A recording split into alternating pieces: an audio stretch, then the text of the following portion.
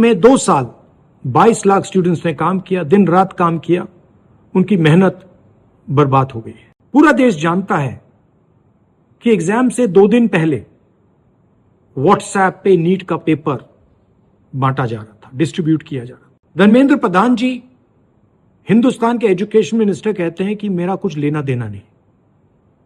Committee ने recommendation किया था, उसको उन्होंने डस्टबिन में फेंका, कहा कि ऑपोजिशन के लोग कमेटी में बैठे हैं, इसका कोई मतलब नहीं है, कोई जरूरत नहीं है। सच्चाई है कि आपने हिंदुस्तान का जो कोर है, जो सेंटर है, उसको डैमेज किया है।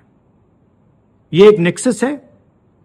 आरएसएस, बीजेपी और जो हमारे यूनिवर्सिटीज में इनके लोग बैठाए गए हैं, वाइस चांसलर्स बैठाए गए हैं, प्रोफेसर्स बैठाए गए हैं, इनके बीच में पैसे बनाने का नेक्सस है और इस नेक्सस ने हिंदुस्तान के एजुकेशन सिस्टम को खत्म कर दिया है। पूरा देश जानता है कि अगर आप वाइस चांसलर बनना चाहते हैं, आपको सब्जेक्ट नॉलेज की कोई जरूरत नहीं, आपको एक्सपीरियंस की कोई जरूरत नहीं।